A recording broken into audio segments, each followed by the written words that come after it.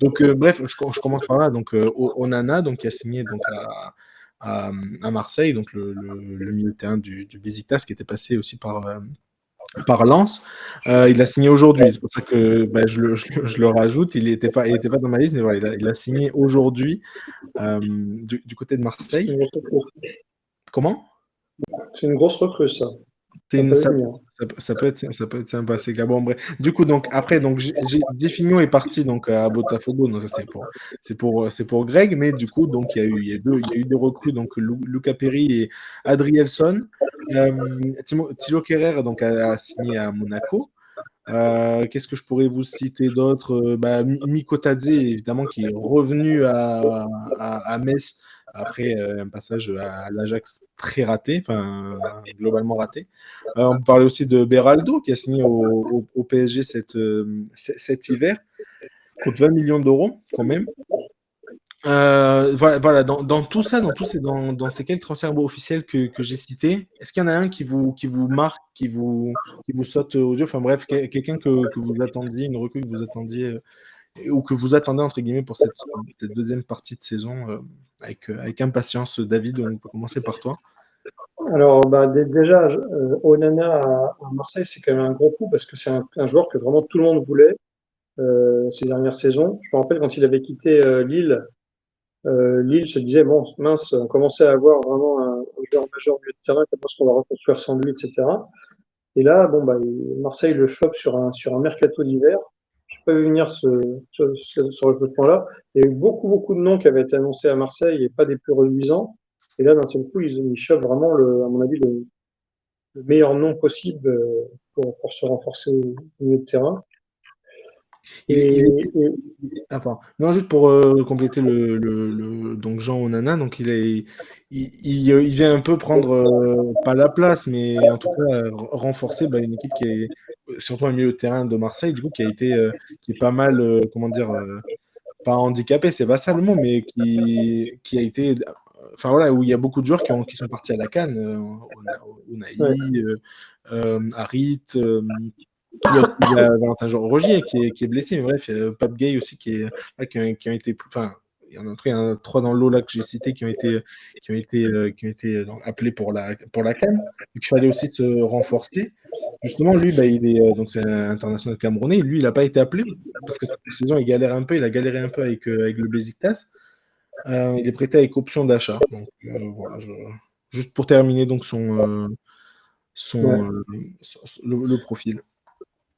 Ça peut faire une belle doublette avec Kondogbia. Faut voir comment ça marche à Marseille. Mhm. Intéressant. En tout cas, au même poste, moi, un recrutement que j'attends cet hiver, qui pourrait être le transfert de l'hiver, c'est le PSG qui va recruter un milieu de terrain. Là, il y avait une rumeur qui a duré quelques jours. Ils étaient sur Bruno Guimaraes, ancien Lyonnais, qui est aujourd'hui à Newcastle. Et ça, après, les rumeurs, on allait en venir pour le coup. Mais je voulais surtout, tu Non, vois, mais qu'on cite les non, mais officialisations. sur le transfert qu'on attend cet hiver, moi, Ok, c'est ouais. c'est celui-là. C'est-à-dire que si le PSG arrive à recruter un grand milieu de terrain cet hiver, ça change effectivement le visage de l'équipe. Ouais, ouais. Parce Non, que non, mais c'était juste pour dire, ça serait j'avais possible. prévu une partie rumeur où il y avait notamment D'accord. ce nom de Bruno Guimaraes, évidemment, qui. D'accord. Donc, j'en parle pas plus pour l'instant. Je garde C'était ce, voilà, ce là transfert. c'était sur les officialisations qui ont eu lieu là, et en Ligue 1, là, pour le coup, en Alors, début, en premier. Est-ce qu'il y a un juste joueur, pour, voilà, t'as cité Jean Onana, donc c'est très bien, on peut passer à Greg, mais voilà, est-ce qu'il y avait un joueur je- qui t'a envie de voir? juste en citer un autre qui m'a surpris, c'est le retour de Thilo Kehrer en Ligue 1 à Monaco. Je l'ai pas vu venir non plus, celui-là. On va voir. Je C'est pense clair, très pas bien. mal. Et le petit, du coup, le jeune Brésilien, du coup, que le PSG a pris, Beraldo, est-ce que Beraldo, t'attends? Beraldo, on va voir s'il est très très jeune. Hein, c'est un défenseur central. C'est un poste qui nécessite beaucoup d'expérience de métier.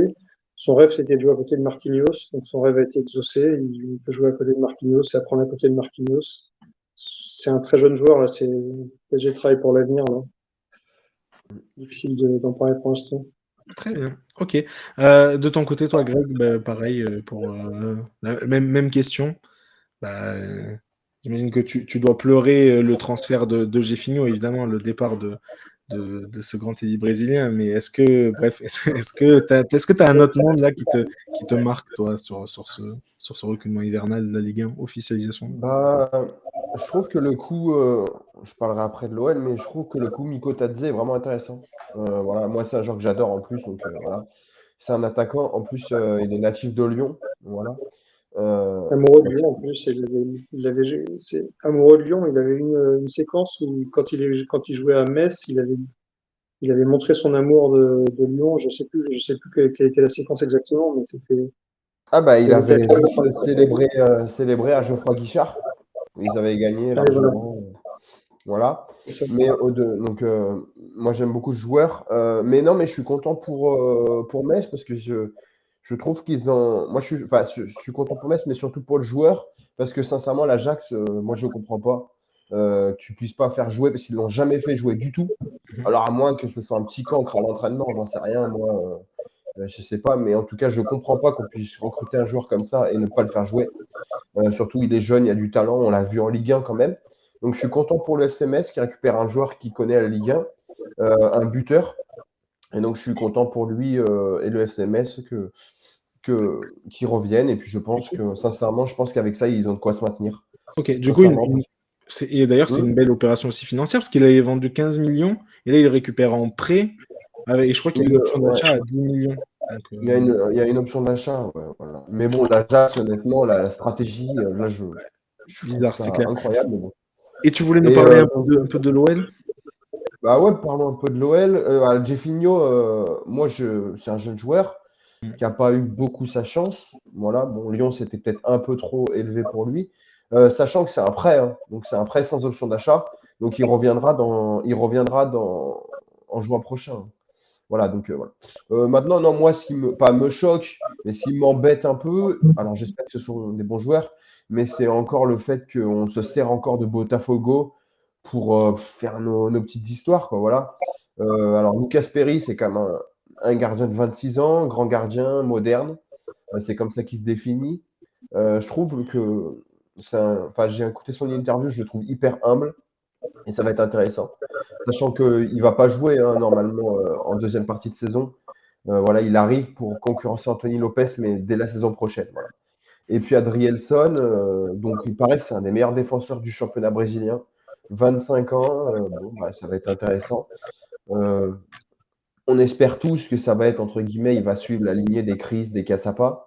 Ça serait magnifique. Maintenant, je ne le connais pas plus que ça. Bon, après, c'est un joueur qui vient aussi pour, il a dit marquer l'histoire. Tout comme Perry, il est humble aussi. Donc j'ai bien aimé son interview. Et voilà, donc on verra ce que ça donne. Après, c'est pas mal, je trouve, si on met O'Brien, Tchar, Adrielson. On a Lovren pour dépanner en remplacement. Il y a le petit Mamadou Sarr aussi donc est dans le centre de formation, mais qui a sa chance en équipe première, qui a joué un peu en Coupe de France. Voilà, moi j'aimerais juste qu'on vende Diomandé, comme ça au moins on prend un petit peu d'argent dessus. Et voilà. Mais je trouve que c'est intéressant. Après, honnêtement, je ne peux pas savoir si. Voilà. Ce qui m'embête un peu, c'est que c'est encore toujours pareil, c'est que c'est Botafogo. C'est-à-dire qu'on ne se casse pas la tête, quoi. Alors, j'espère que c'est des joueurs normalement de qualité. Hein. Perry est quand même en sélection du Brésil, troisième gardien, il a déjà été appelé. Donc voilà, donc c'est intéressant.